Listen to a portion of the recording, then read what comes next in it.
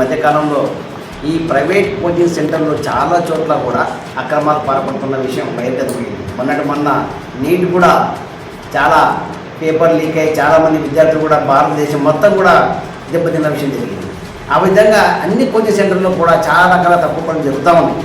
అందులో భాగంగానే ఇక్కడ విద్యార్థి సంఘం ఇక్కడ కూడా విక్టర్ కోచింగ్ సెంటర్ అని చెప్పేసి ఆయన నడుపుతున్న విషయం కూడా గతంలో కూడా అతని మీద చాలా ఆరోపణలు వచ్చినాయి. కానీ ఆరోపణలు కూడా అతను ఇంకా సిద్ధం కాలేదు. ఇప్పుడు ఆయన అక్రమంగా ఒక 25,000 వాళ్ళకి ఇస్తున్నట్టు అర్థం ఏమిటి? నేను అక్రమం తప్పు చేస్తున్నాను కాబట్టి అతను ఇస్తున్నాను. ఎందుకు పైన కనిపిస్తాను, నేను అక్రమం చేస్తున్నామని చెప్పి పైన కనిపిస్తాను. అందుకే నేను 20,000 మీకు లంచం ఇస్తున్నట్టు మాట్లాడుతున్నాడు. అది కరెక్ట్ కాదు, ఆయన ఇవ్వడం కూడా కరెక్ట్ కాదు. అది ఆయన అట్లా అడ్డదారిగా కొంచెం నడపడం కూడా కరెక్ట్ కాదు. కాబట్టి ఆయన విక్రమ కొంచెం అతను ముందు ఇక్కడ ఈ ప్రాంతం నుంచి అంతర్జిల్లాకు ట్రాన్స్ఫర్ చేయాలట. అంతర్జిల్లా ట్రాన్స్ఫర్ చేసినప్పుడు ఎందుకంటే ఈ అక్రమ కోచింగ్ సెంటర్ మూతపడిపోతాయి, ఇంకా వేరే వాళ్ళు కూడా ఒక సెంటర్ నడుపుకుంటారు. ఇంకా ఉంటుందంటే చాలామంది సక్రమంగా చదువుకున్న విద్యార్థులకు న్యాయం జరగడం లేదు. ఈ విధంగా జరగడం వల్ల ఈ డబ్బున్న వాడికి న్యాయం జరుగుతుంది, వీడు న్యాయం జరగడం లేదు. కాబట్టి ఇవన్నీ అక్రమ కోచింగ్ సెంటర్ని మూసివేయాలి. ఏదైతే ఉంటుందో ఇంకోటి ఏముందంటే వీళ్ళు విద్యార్థులకు ఒక మంచి బోధన తీసుకొచ్చి వాళ్ళని డెవలప్ చేయాల్సిన విషయం మొదలుపెట్టి అక్రమంగా మనం ఎట్లా తీసుకుపోవాలనే విషయం జరుగుతున్నది. ఇది చాలా ప్రమాదకరమైన దేశానికి అయితే కన్నా. కాబట్టి దాన్ని వెంటనే మూసివేయాలని చెప్పేసి వ్యాసంగా డిమాండ్ చేస్తున్నాం. నా పేరు కామల గణేష్, ఇండియన్ నోటీస్. అందరికీ జై భీమ్ అండి. నిన్న విద్యార్థి సంఘం నాయకుల పైన విక్టరీ నవోదయ కోచింగ్ సెంటర్ నిర్వాహకులు తాజా భాష, షాడో నిర్వాహకులు చాంద్ భాష యొక్క వైఖరిని తీవ్రంగా ఖండిస్తా ఉన్నాం. ఈరోజు విద్యార్థి సంఘాల మీద ఒక ఆరోపణ చేస్తూ ఉన్నారు, బ్లాక్మెయిల్ చేస్తూ ఉన్నారు, డబ్బులు తీసుకుంటున్నారు అని. మీ మీద పరువు నష్టం దావా ఎందుకు వేయకూడదు? మేము అడుగుతా ఉన్నాము, మా విద్యార్థి సంఘాల నాయకుల తరఫున మీ మీద పరువు నష్టం దావా ఎందుకు వేయకూడదు అని అడుగుతున్నాం. ప్రెస్ మీట్ పెట్టి 10 మందికి నువ్వు బహిరంగంగా తెలియజేస్తా ఉన్నావు విద్యార్థి సంఘం నాయకులు బ్లాక్మెయిల్ చేస్తూ ఉన్నారని. మీ దగ్గర కాల్ రికార్డింగ్స్ ఉన్నాయి అంటున్నారు. మళ్ళీ ఆ ప్రెస్ మీట్లో మీరు ఎందుకు కాల్ రికార్డింగ్స్ బయట పెట్టలేదు? డబ్బులు ఇచ్చినామని చూపిస్తూ ఉన్నారే, మేము వేసినాము, ప్రూఫ్ ఉందని. మీకు రిటర్న్ వేసినట్లు కూడా ప్రూఫ్ ఉంది కదా. అంటే మీ అంతకు మీరు వేసి మళ్ళీ రిటర్న్ వేసినది కూడా ప్రూఫ్ ఉంది కదా. దీని మీద మిమ్మల్ని ఏమనాలి? సంఘాలంటే ఎట్టుకొచ్చింటే ఏమన్నా కూడా పడతారని అనుకుంటున్నావా చాంద్ భాష గారు?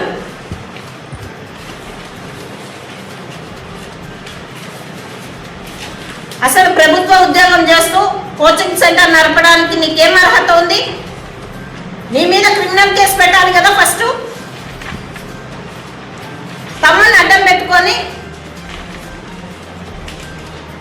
నువ్వు ఈరోజు ప్రభుత్వ ఉద్యోగం చేస్తూ కోచింగ్ సెంటర్లో నడుపుకుంటూ దాంట్లో దండాలు చేసుకుంటూ దొడ్డిదారిలో విద్యార్థుల నుంచి వేలకు వసూలు చేస్తూ ఉంటే నేను ఎవరు ప్రశ్నించకూడదు. ప్రశ్నిస్తే నువ్వు బ్లాక్మెయిలింగ్ అంటావు. తమాషా అయిపోయిందే ఇది. నువ్వు కరెక్ట్గా ఉన్నప్పుడు నిన్ను ఎవరేమంటారు? నీ దగ్గర ఎక్కడ లోపం ఉంటేనే కదా ఈ విద్యార్థి సంఘం నాయకులు ప్రశ్నించేది. నువ్వు కరెక్ట్ ఉన్నప్పుడు ఎవరికి భయపడాల్సిన పని లేదు. వాళ్ళు అడగకుండా వాళ్ళ అకౌంట్లో నువ్వెందుకు డబ్బులు వేశావు? అంటే నువ్వు చేస్తున్న అవినీతికి, నువ్వు చేస్తున్న తప్పుడు పనులకు ప్రశ్నించకూడదని ముందుగానే వాళ్ళకి డబ్బులు వేసినావా?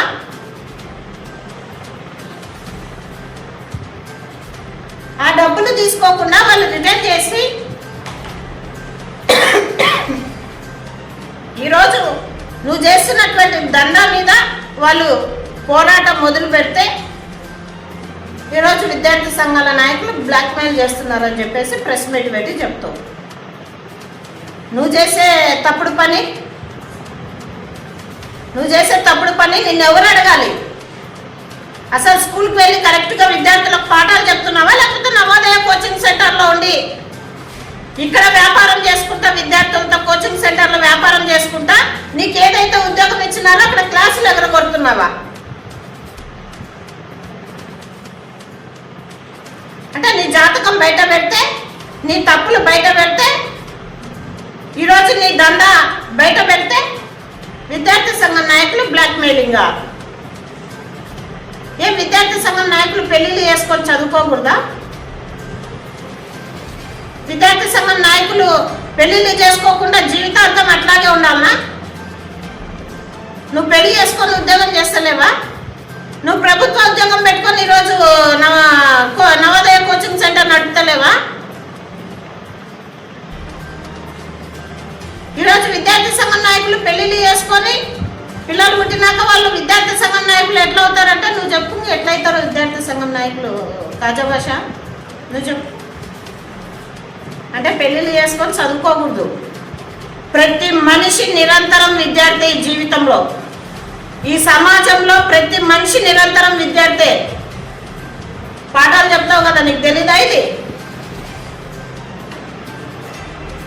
నువ్వు కూడా విద్యార్థివే, నువ్వు టీచర్ అయిండొచ్చు, నువ్వు ఇంకా చాలా నేర్చుకోవాలి సమాజంలో.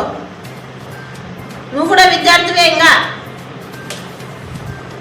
ఏదో కొన్ని విషయాలు కొన్ని సబ్జెక్టుల మీద నువ్వు పాఠాలు చెప్తుండొచ్చు, అట్లనే నీకు మొత్తం జ్ఞానం ఉందనుకోవద్దు. చేసిన తప్పుడు పని సాలకు మళ్ళీ బయటకు వచ్చి నేను ఉత్తముడని అని చెప్పుకుంటున్నావా?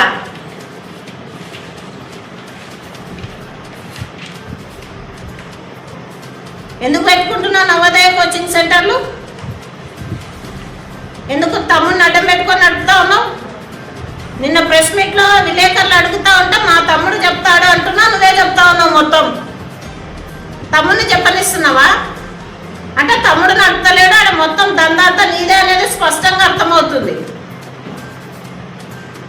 అన్ని సమాధానాలు నువ్వే చెప్తున్నావు, అన్ని ప్రశ్నలు నువ్వే వేస్తున్నావు. విద్యార్థి సంఘాల నాయకులను ప్రశ్నించాలనుకునేటప్పుడు నువ్వు కరెక్ట్గా ఉండు. ఒకవేళ ఇతరుల వైపు చూపించేటప్పుడు 4 వేలు నీ వైపు ఉన్నాయనేది గుర్తుపెట్టుకో.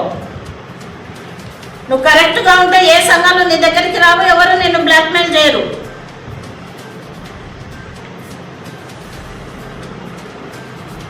మళ్ళీ ఏదో సత్యహరిచంద్రుడి మాదిరిగా బయటకు వచ్చేసి ప్రెస్ మీట్లు పెట్టి విద్యార్థి సంఘాల నాయకులు ఇట్లా అని ప్రశ్నిస్తున్నావా? అంటే నువ్వు తప్పుడు పని చేస్తా ఉంటే ఎవరు ప్రశ్నించకూడదు.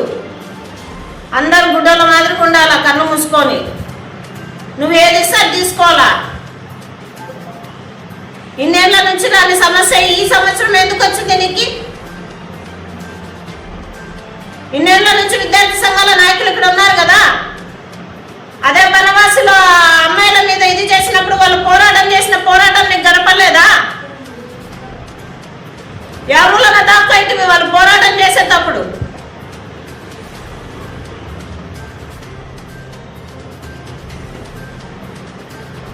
విద్యార్థి సంఘాల సమస్యల మీదనే కాక స్థానిక సమస్యల మీద కూడా పోరాటం చేస్తున్నటువంటి పోరాటాలు నీకు కనపడలేదా? ఈరోజు చదువుకొని టీచర్లు అయినావు. నువ్వే రోజైనా సావిత్రిబాయి పూలే, జ్యోతిరావు పూలే గురించి ఏమైనా చేసినావా? విద్యార్థి సంఘం నాయకులు చేస్తా ఉన్నారు సావిత్రిబాయి పూలే, మహాత్మా జ్యోతిరావు పూలే జయంతి వారోత్సవాలను. చదువుకొని జీతం తీసుకుంటున్నావు, నువ్వేం చేస్తున్నావు? మనం పక్క వ్యాపారాలు పెట్టుకొని ఇంకా అదనంగా సంపాదించుకుంటున్నాం. ఇట్లాంటివి తప్పుడు ఆరోపణలు చేసుకుంటా, తప్పుడు మాటలు మాట్లాడుకుంటా ప్రెస్ మీట్లు పెడితే ఇంకా పిల్లలు కాబట్టి ఓపికగా సమాధానం చెప్తున్నారు. మహిళలు అయితే అంత ఓపికగా చెప్పరు. నువ్వు ఎక్కడ ఉద్యోగం చేస్తున్నావో అక్కడికే వచ్చి నీ కథ ఏందో తెలుసుకుంటారు. తప్పుడు పనులు చేసింది కాక మళ్ళీ పైన ప్రెస్ మీట్లు పెట్టి చెప్తున్నావా? నువ్వు ఇట్లే కానీ పోతే ఖచ్చితంగా నీ మీద క్రిమినల్ కేసులు పెడతారు, నీ మీద పరువు నష్టం దావా వేస్తారు. ఇది గుర్తుపెట్టుకో. నువ్వు కూడా SC ST BC minority concept మాకుంది కాబట్టి నువ్వు కూడా మా వాడివని ఇంకా నిన్ను ఉపేక్షిస్తా ఉన్నాం. నీ స్థానంలో ఏ అగ్రవర్ణం చెందిన వ్యక్తి ఉండింటే ఆ కథ వేరుంటుండే.